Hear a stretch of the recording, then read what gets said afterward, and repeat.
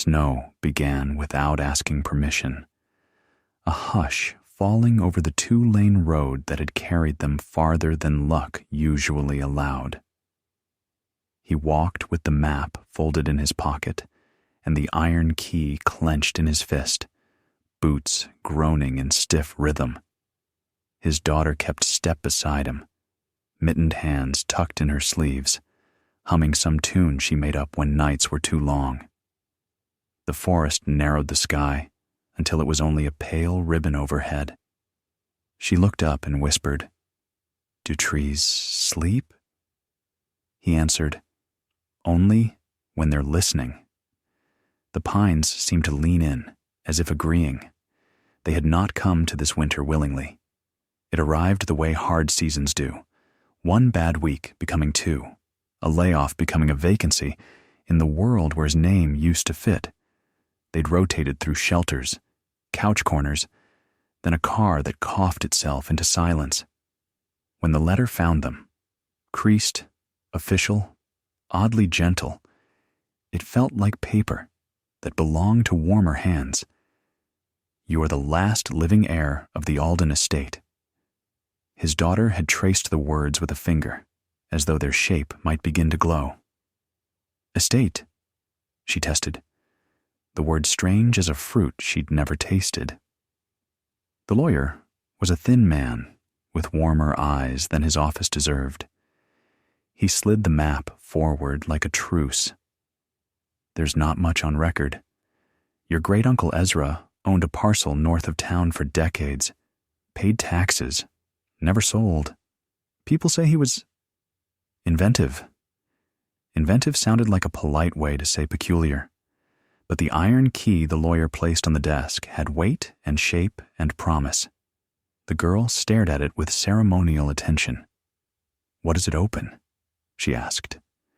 "A door," the man said. "Probably." He smiled sadly.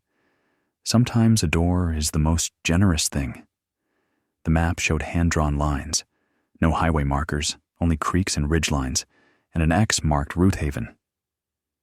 He studied it that night under the flicker of a borrowed lamp, the girl asleep on a cot beside him, her breath timely as tide. He wanted to be the kind of father who could tell her a story with an ending, but all he had were beginnings. In the margin of the map, a note in the same hand as the envelope: "Follow the frozen stream until the pines grow quiet. The stump will find you." He nearly laughed, then folded the map carefully instead. The stream was a ribbon of glass, veined with white fractures like old porcelain. They followed it north beneath branches trimmed with ice. The girl stepped from stone to stone, arms out, making a game of balance. "If I fall, you'll catch me?" she asked. "Before you notice," he said. He practiced the line until he believed it. Wind scissored through the grove, bringing with it the smell of metallic cold and something green beneath. Every few minutes he took the key out and touched it to reassure himself the future still had shape. Ruthhaven announced itself the way important places sometimes do, by silence first. The forest's ordinary noises thinned. Snow seemed to prefer down instead of drift. Then they stepped into a clearing and saw it. The stump rose higher than his shoulders and wider than a truck bed, bands of age circling it like quiet signatures. The face of it had been planned smooth long ago, bark worked around a panel inset with a keyhole. A small copper plate had darkened to the color of old pennies, for those who remember to listen. The girl reached out and reverently did not touch. The key slid in with a shy click, as if relieved to be home. He turned it slowly, feeling teeth engage, some internal tumbler agreeing. The panel sighed. Wood that had looked seamless a moment earlier folded inward, revealing a staircase hewn out of the stump's heart. Warmth breathed up from below, smelling faintly of sap and stone and earth after rain. The girl looked at him without fear and with the precise courage children lend to adults like a loan. "We don't have to go," he said softly. "We've already gone," she answered, stepping down. The stairs spiraled, boards worn satin smooth by hands and feet he could almost imagine. Lanterns set into the root wall every 10 steps, dormant until their passing woke them, each lantern blinking into a soft amber that did not argue with the dark. The light revealed carvings along the inner curve, leaves, constellations, a child's handprint pressed into sap that must have still been warm. His own hand found the groove naturally, a rail shaped by intention.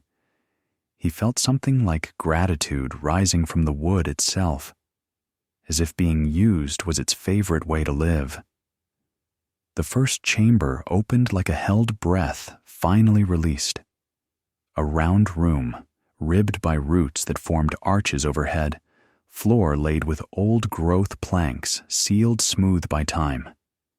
In the center, a table had been built around a living root, polished where hands had rested, scratched where tools had argued. Shelves circled the room, filled with jars labeled in a handwriting that handled letters like seeds, soil samples, seeds, dried leaves, vials with a greenish shimmer. He had expected neglect. Instead, he found a meticulousness that felt like devotion. The girl whispered, "It's alive in here," and he agreed without science. On the table, a box waited, oak, dovetailed, engraved with their surname, Hale. He opened it, expecting paper, and found both paper and patience. On top lay a folded note. "If you arrive with need, Ruthhaven will meet it. If you arrive with greed, it will refuse you. If you arrive with wonder, it will teach you." Beneath the note, a metal cube fit his palm. It hummed faintly like a cat thinking. Its surface shifted with light, pattern becoming pattern. When he set it on the table, one of the lanterns brightened. The girl laughed softly. "It likes us." He found ledgers next, volumes bound in rough cloth. Ezra Alden's hand was small and firm, the lines concise, neither showy nor ashamed. Prototype root conductive matrix successful at low amplitude. Biothermal vents stable across seasons. Scale cautiously. People break what they do not understand. Diagrams laced through the pages, neat as woven fences. The language hovered between botany and engineering, and a quiet theology of care. He kept touching the cube, drawn to its soft insistence. With each contact, the room seemed to gather itself more distinctly, like an instrument tuning beneath a pianist's warm-up. There were more rooms, each reachable through arched openings. Living roots had grown to accommodate. One held tools curated like a museum of usefulness, chisels honed to exactness, planes oiled and wrapped, spools of copper wire labeled with lengths and dates. Another was a library, its shelves filled with articles, journals, and notebooks. A narrow bed tucked under a curved window cut into the root, a quilt folded precisely. No dust, only time. He ran his fingers along spines and paused at one. Conductive properties of arboreal mycelium networks, annotated in Ezra's hand. What if power traveled as trust does? They reached a second chamber, whose door was a living weave, thin roots braided and hardened, unbraiding as they approached. Inside, a low hum vibrated the air. The room's center held a pillar of glass around which thick roots spiraled like a helix. Within the glass, a slow, luminous swirl moved, gold shading into green, green shading into blue, never repeating the path it took. A plaque at the base. Simple. Root Haven Heart. The girl's breath fogged the glass. "It's beautiful," she said. He placed his palm against it and felt something answer from beneath his skin. Not language, but welcome. Beside the pillar waited a notebook bearing a date older than he was. Ruthhaven Hart withstood winter trial under full freeze. Output stable at 90%. Vibration minimal. Ethics remain unchanged. Bury, guard, teach few. World not ready to trust what does not hum loudly or obey switches. Below that, a list of names. People who had learned fragments, each followed by a line. Moved away, took nothing. The cube on the table brightened as though overhearing its purpose, the lanterns joining, a soft crescendo. He considered the strangeness of a power source that asked for restraint as its first rule. They ate half their sandwiches on the steps between rooms, the girl feeding a crumb to the dark with solemn ceremony. "For the house," she said. He wanted to tell her houses don't eat, then remembered a dozen nights when houses had swallowed their cold. "For the house?" he agreed. Snow continued its patient work above, a steady insulation. Down here, warmth collected in corners and under tables. He could imagine filling shelves with jars labeled in their own hand. He could imagine a winter that wasn't war. In a narrow passage off the main chamber, he found a wall of drawers marked with letters and years. One refused to open until he rested his hand on it. Some hidden mechanism compared. Agreed. The drawer slid, revealing envelopes written to no one and everyone, for the next caretaker. The first letter said, "You have not been chosen so much as you have arrived in a shape the house recognizes. Hunger can sharpen or distort. Let it sharpen your attention and soften your voice." He read the line twice, until the quiet in him matched it.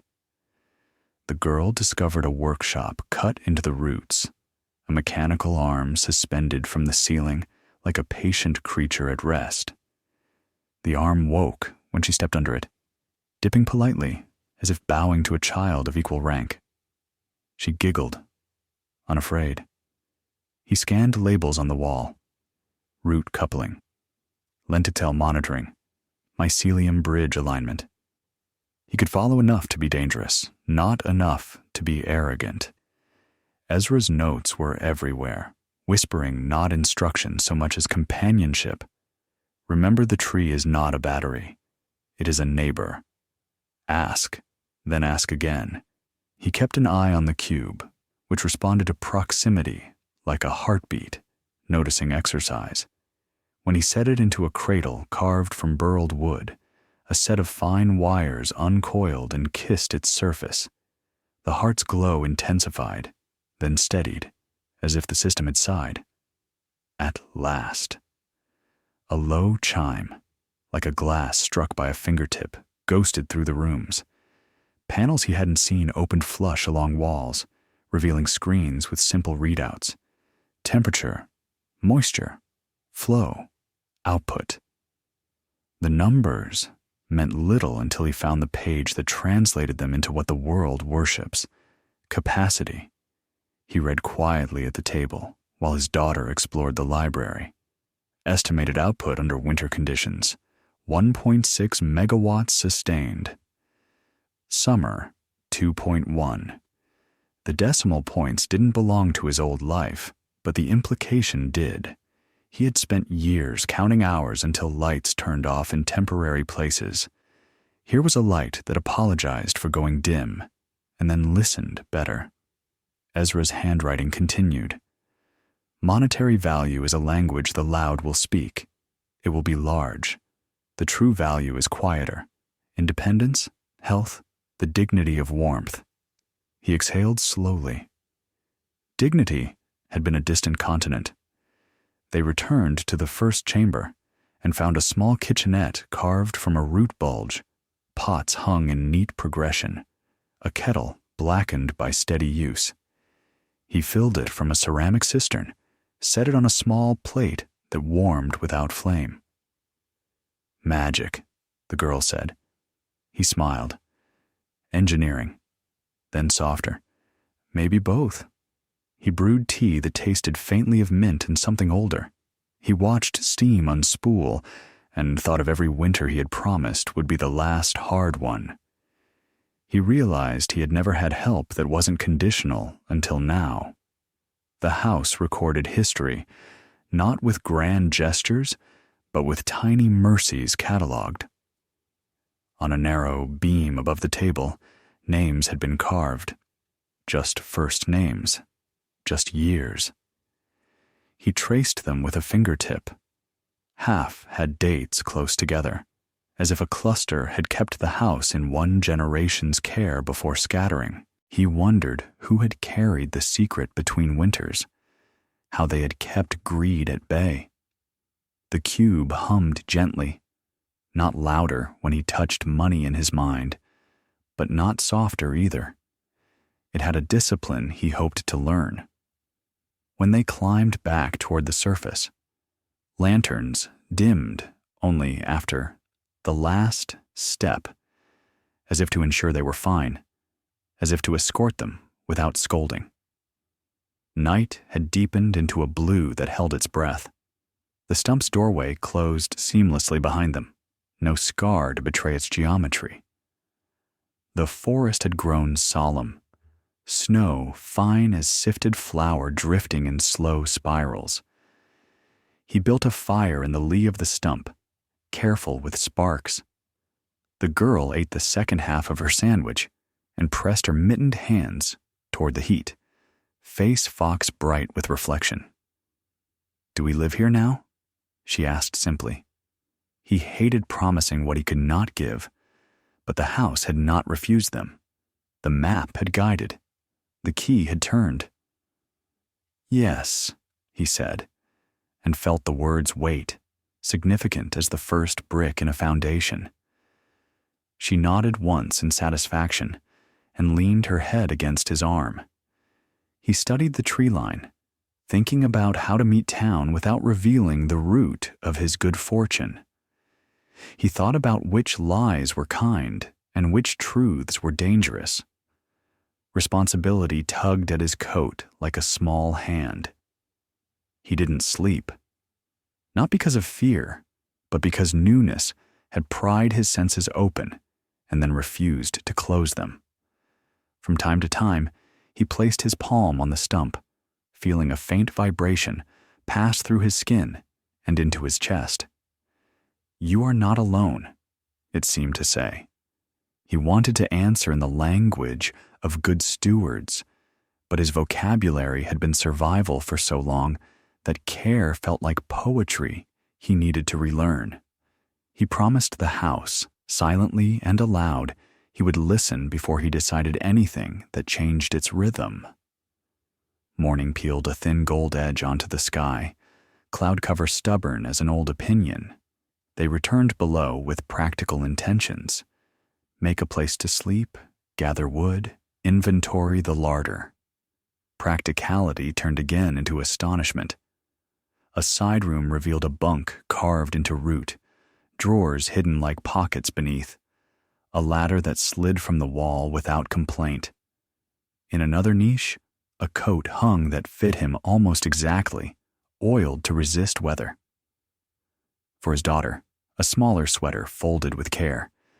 He pressed his face into it and smelled cedar, faint soap, and a memory of clean. After breakfast, he cataloged what he thought he understood. The cube was a key, and not just a key. The heart's companion, translator, maybe conscience. The heart was an engine, and not just an engine. Responsive, alive enough to ask for permission. The rooms were the organism's ribs and nerves. Ezra had not built a shelter. He had grown a machine inside a living thing without betraying either. The notation that would not leave him alone kept returning. Monetary value will be large. He pictured numbers like weather, maps, and shook his head. embarrassed to know how badly they'd once needed them. He found a ledger with columns he recognized: costs, supplies, repairs. In the margin near one winter, there was a note: if the house has to choose between profit and people, it will side with people. Do the same. He could feel his old scarcity rising to argue. But then he watched his daughter sketching the root arches with serious concentration, and the argument lost heart. He had not met the man who wrote these notes, but he felt apprenticed. He slid the ledger back gently, as one returns a sleeping child to bed. In a locked drawer marked discretion, he found a sealed envelope addressed in Ezra's steady script: to the Hale who arrives hungry and worthy. His hands shook a little as he broke the wax. The letter inside was brief. I calculated the market's appetite once: curiosity, extraction, possession. The number was absurd, then obscene. 156 million by conservative estimations. Your temptation will not be coins on a table. It will be speed, applause, the relief of never counting again. Slow down. Teach. Multiply dignity instead of decimals, or bury this again. He read it twice, then a third time aloud. He folded the letter and slid it back into its sleep. The number soldered itself to a corner of his mind like a hot shard. 156 menners. He made himself say it silently, the way one says a word in a foreign tongue to hear where the weight falls. His pulse climbed and then settled. Winter found a new pitch outside, snow tick-ticking against the stump in patient percussion. The girl touched his sleeve. "Dad?" "Yeah?" "Can we invite the librarian to see the books?" He laughed, sudden and honest. "We can invite the librarian. But first, some secrets need training wheels." That night, after they'd made 2 beds from quilts and listened to the house settle its joints with gentle sounds, he returned alone to the heart. He stood there, fingers on the glass, letting its hum climb the stairs of his bones. "They will come," he whispered. "You know that." The swirl brightened and eased, like breath evening out after a run. He thought of his daughter finding the violinist in the gazebo one day, the way small towns heal when given warm centers. "We'll protect you," he said, meaning it. Above, snow braided the pines with white.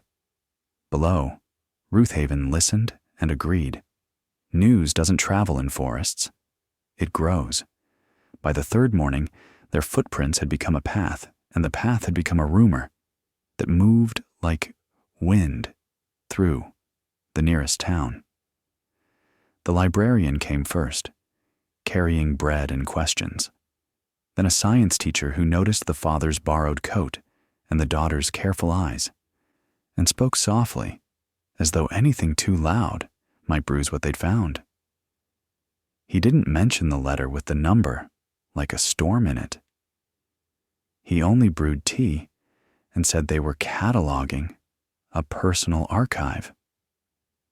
The librarian smiled. "Then you'll need blank labels," she said, leaving a stack.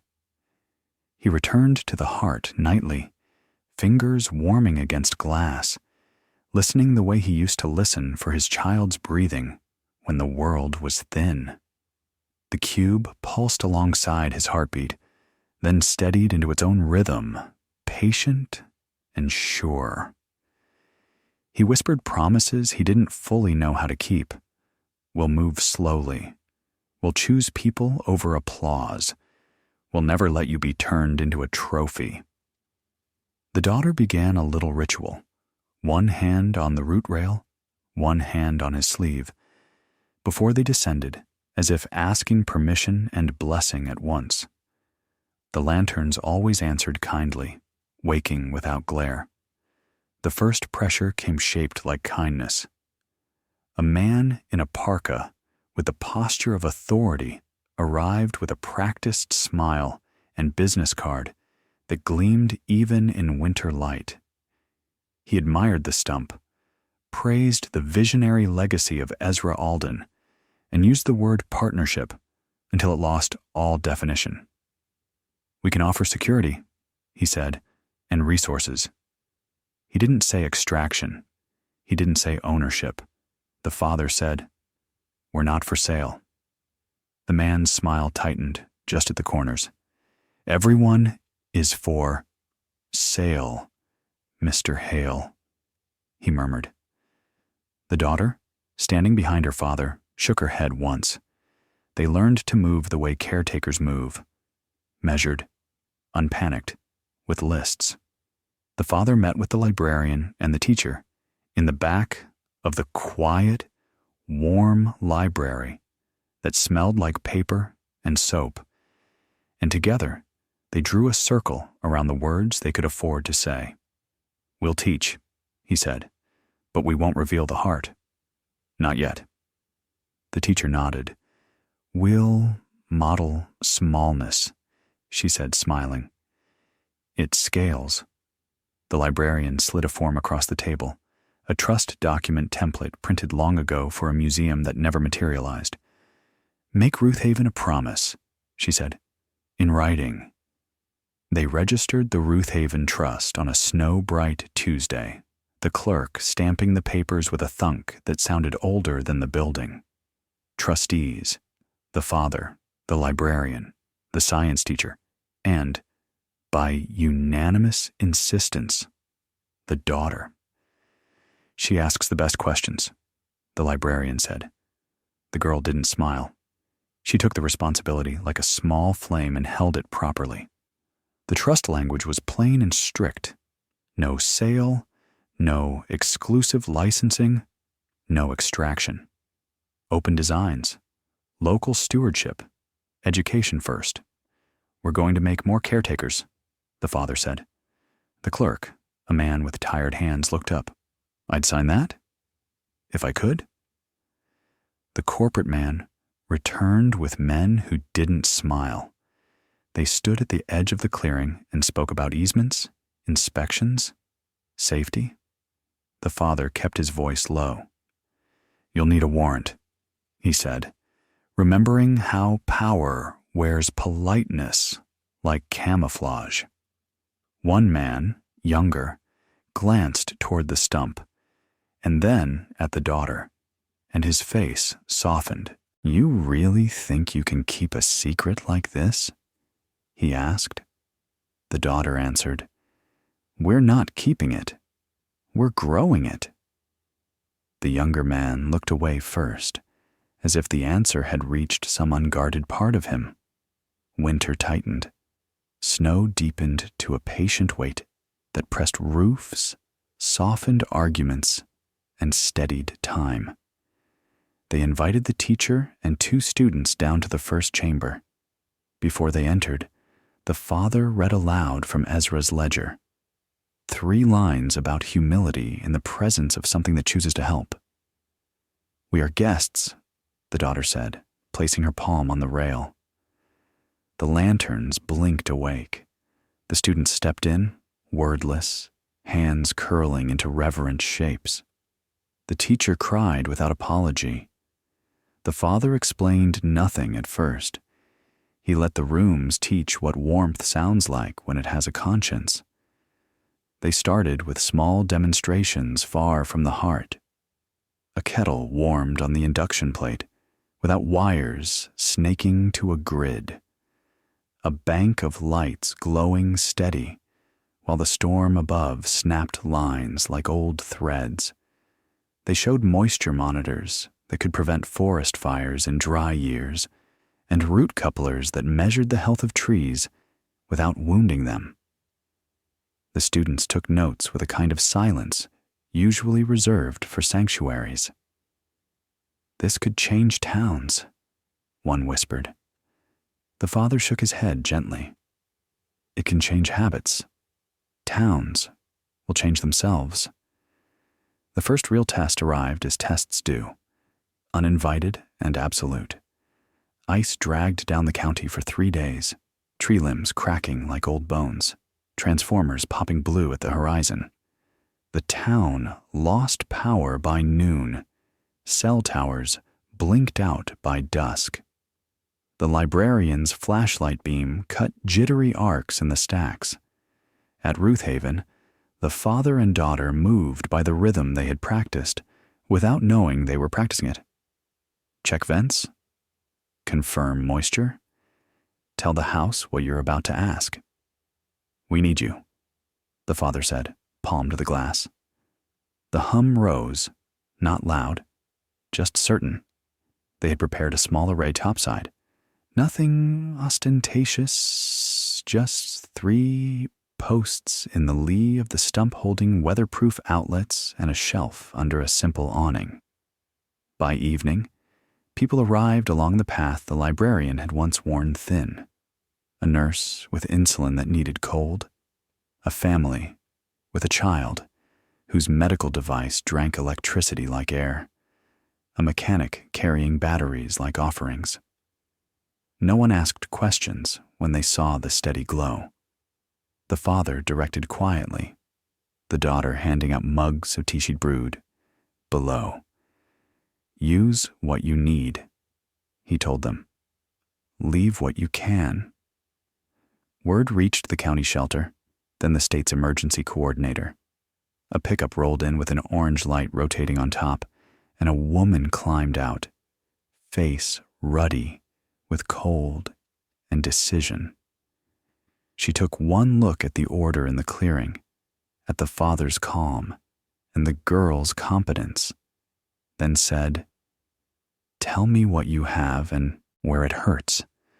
He showed her the array, not the heart. He said the word prototype and localized, and she didn't push. "We can route critical cases here tonight," she said. "You're a node." He thought of Ezra's note about dignity and nodded. By midnight, Ruthhaven had become a phrase whispered on radios that were supposed to be quiet. The corporate man returned, frowning. 2 deputies behind him. The emergency coordinator met them at the path, voice mild and iron. "You can file your papers tomorrow," she said.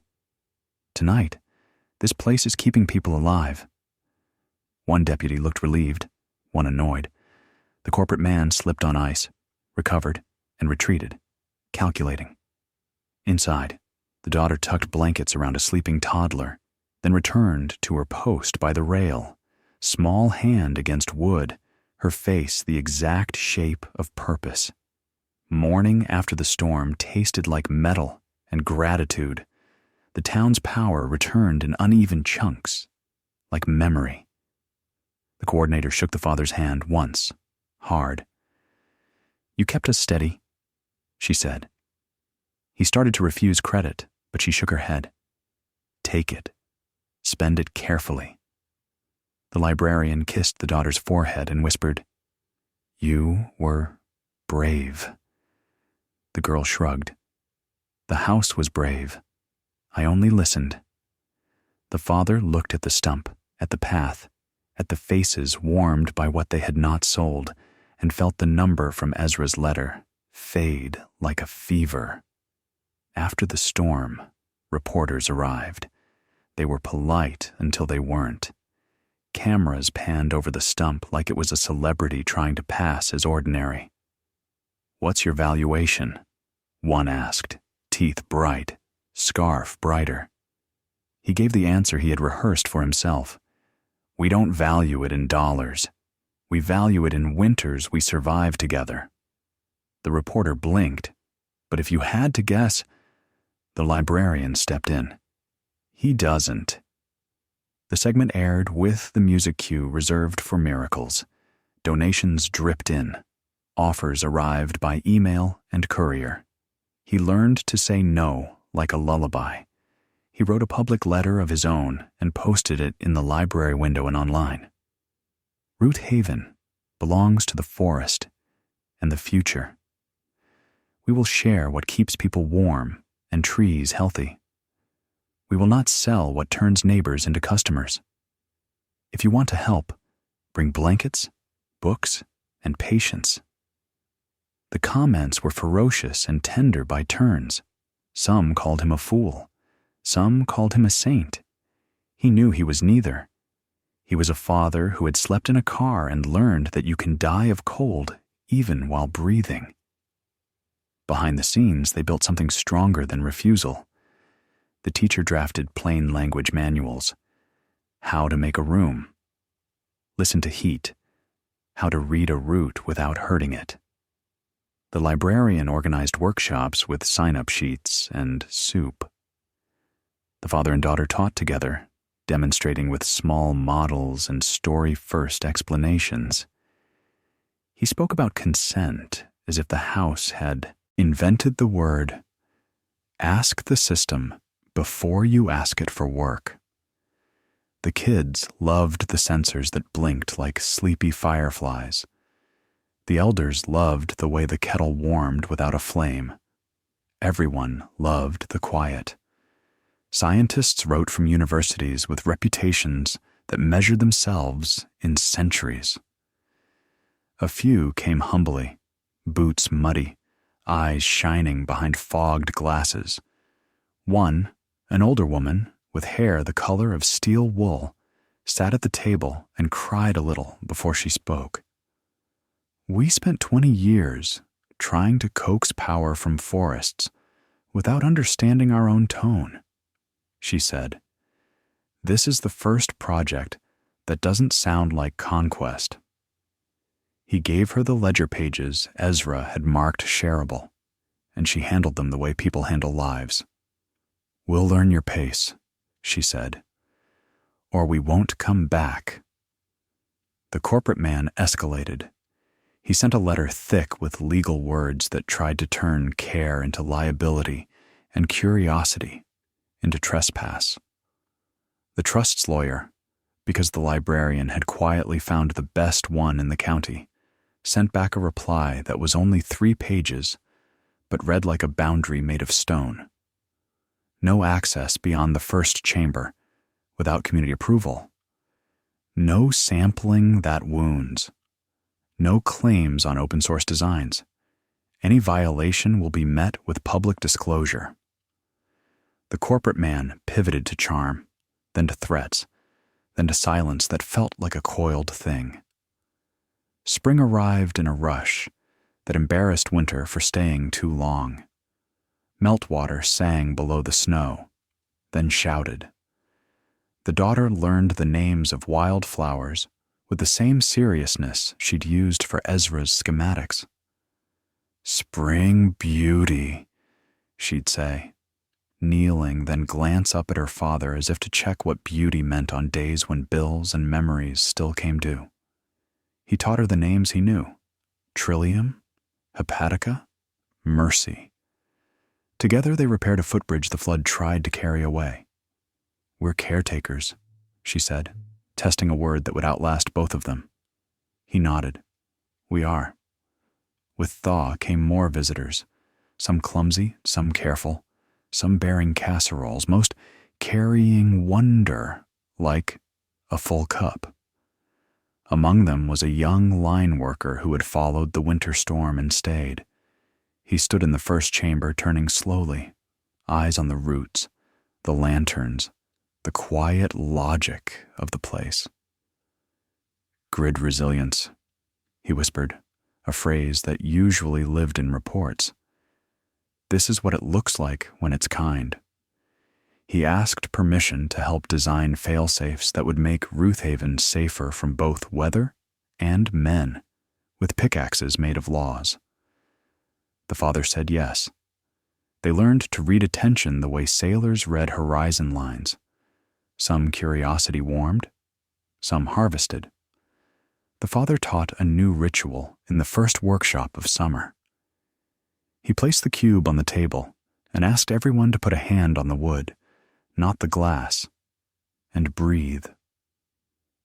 "This is the pace," he said. "If what you want can't stand this quiet, it doesn't belong here." The room settled. Even the corporate man would have softened in that air, the way hard things become themselves again when heat leaves.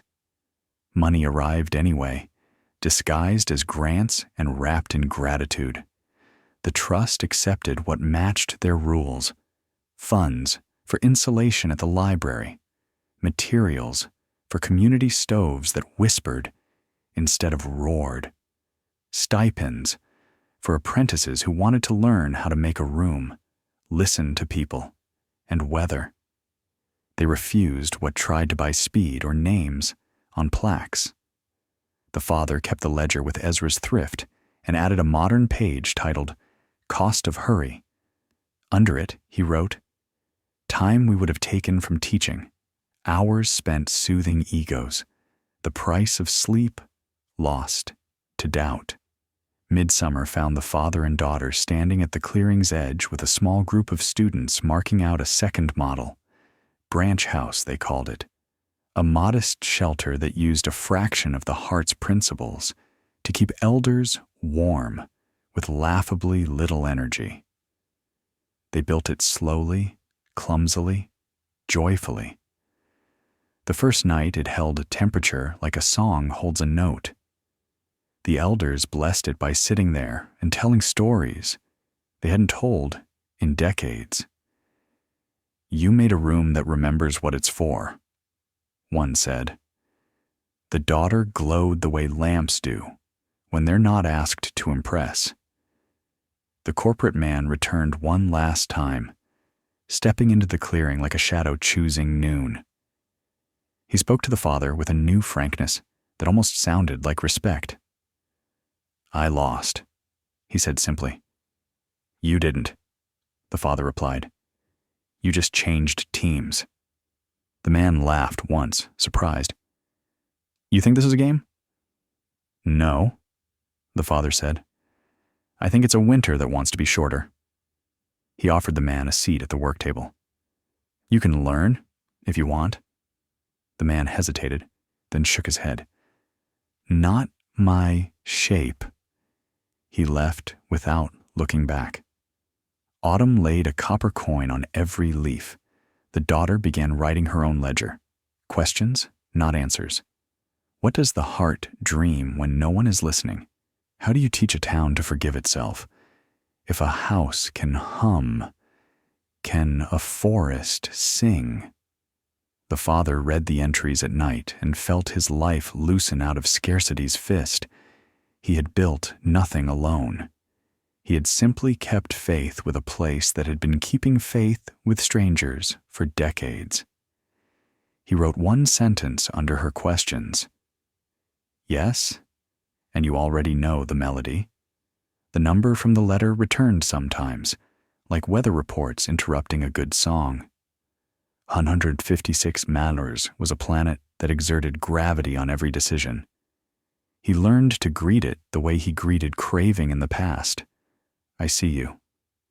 I won't let you drive." When donors asked for forecasts, he offered measurements in winters warmed, nights rescued, apprentices trained, small stoves built for people who'd learned to expect cold.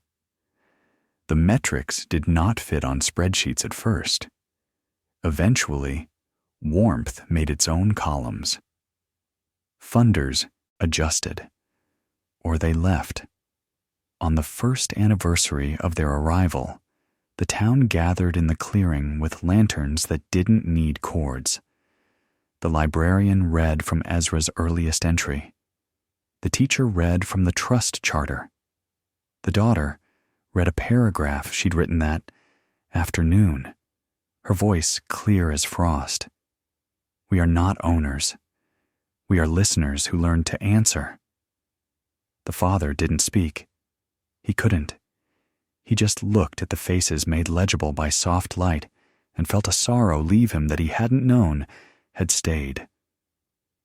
When the lanterns were lowered, the clearing held a silence like blessing. Winter returned more gently, as if it had learned Ruth Haven's name. The path to the stump compacted into reliability. Visitors came prepared with quiet. Some brought old grief and left it in the first chamber, not as confession, but as weight redistributed. The father built a small shelf marked leave, take, mittens, books, words. The daughter added a second shelf labeled promises. People wrote theirs on cards and slid them in. I will check on my neighbor when the forecast is cruel. I will teach my son to ask first. I will learn the sound of my own house breathing. Years folded, edges soft. The forest grew around them without closing in. The heart never demanded. It waited, steady as a tide that had found the right moon. The father aged back into himself, shedding the hurry that had once pretended to be necessity. The daughter grew tall and certain, a caretaker with her own apprentices, fluent now in the house's language and in the world's. Sometimes, late, the father would find her alone with her palm on the glass, humming a tune so close to the heart's frequency that the lanterns brightened in polite applause. On a night of snow as soft as forgiveness, the father stood in the first chamber with the ledger open to a new page. He wrote, Ruth Haven taught us that power is a relationship. It hums when we are kind. It quiets when we forget. We were homeless once. Now we are housed by a listening thing. May whoever arrives next arrive hungry for dignity, not for applause. He closed the book and set it beside Ezra's. Above them, winter threaded pines with white. Below, the heart kept time. The daughter slid her hand into his and whispered, It's listening. And it was.